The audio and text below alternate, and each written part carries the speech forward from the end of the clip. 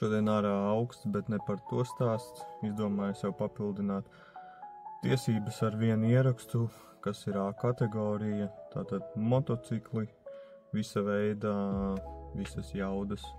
Tā kā ir jau gandrīz pēdējais laiks, lai šogad vēl uzsāktu mācības, lai varētu nokārtot šo kategoriju, tad domāju izstāstīšu, cik tad tas man apmēram izmaksās. Šobrīd vēl tikai kārtoju, tā kā vēl gala summa es nezinu, kāda man būs, bet apmēram aplēses, cik tad tas viss kopā izmaksās. Es visu sadalīju 3 daļās, tad sāksim ar pirmo daļu, kas tad ir teorija. Tātad, protams, vajag autoskolu, kas nodrošina šīs kategorijas apmācības. Es izvēlējos tāpat vietējo Valmierā, kas ir Lauris autoskola. Vietējie jāatbalsta. Tad par teoriju.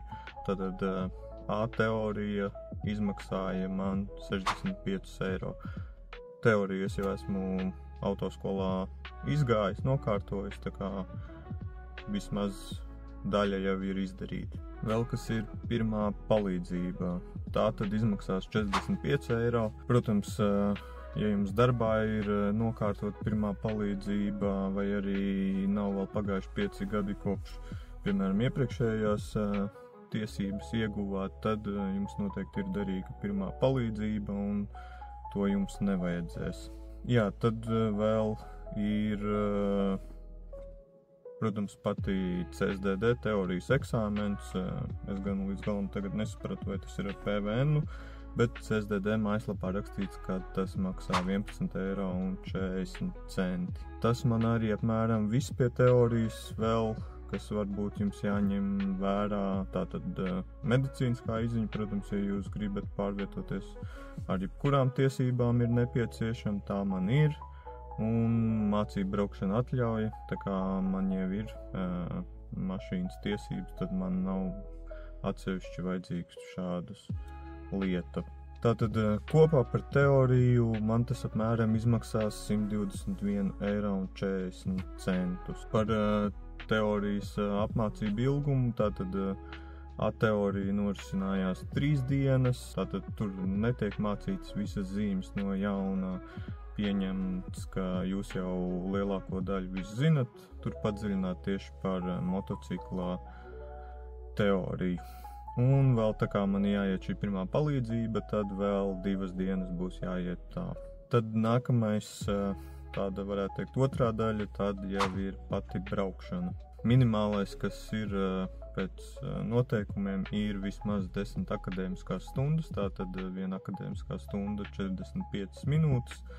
Man autoskolā tas izmaksās 30 eiro šāda viena nodarbība, tātad kopā 300 eiro. Jāņem, protams, vērā, ja man pietiks ar 10. Šobrīd rēķinos, kad cerams, ka pietiks, un tad tas kopā būs 300 eiro. Tad ir pats eksāmens, CSDD atkal nav rakstīts vai ar PVN, tur ir rakstīts tātad bez viņu nodrošināta motocikla, Valmierā netiek nodrošināts. Tas izmaksā 50,57 eiro.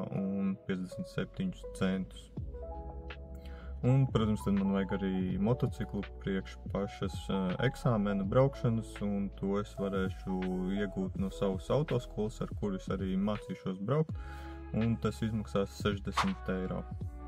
Tātad kopā par braukšanu 410,57 eiro, ja viss aiziet ar pirmo reizi un pietiek tikai ar 10 braukšanas akadēmiskajām stundām. Un tad mums ir vēl trešā sadaļa, kas nav B kategorijas tiesībām, ir mašīnas tiesībām, bet ir nepieciešams, lai jūs varētu kārtot motocikla tiesības. Tātad tas ir ekipējums.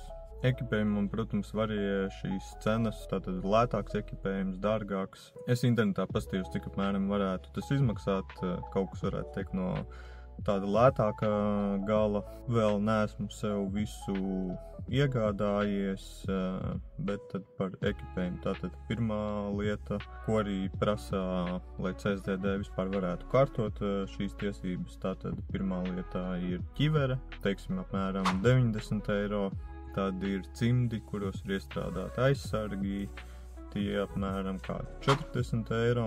Tad ir nepieciešama motojaka ar iestrādātajiem aizsargiem. Tā tur variē, var kaut ko dabūt, piemēram, par 120 eiro.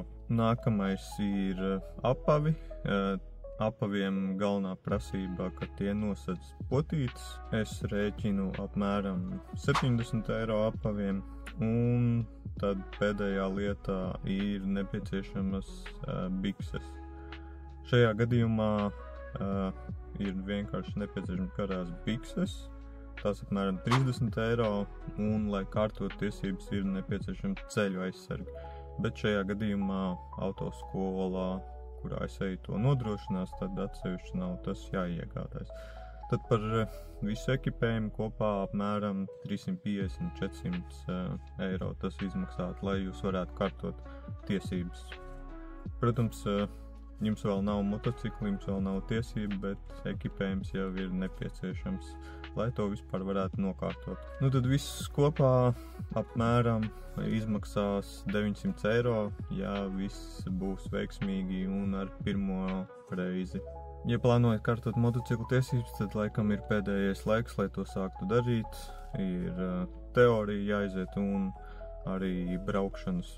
Piemēram, man braukšanas būs tikai vasaras vidū, jo grafiki jau ir diezgan aizņemti autoskolām, un tāpēc tagad laikam pēdējais laiks, lai pieteiktos un sāktu.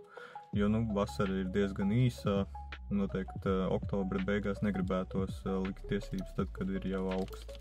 Cerams, vēlāk tiekamies ielās ar divriteņu transporta līdzekli.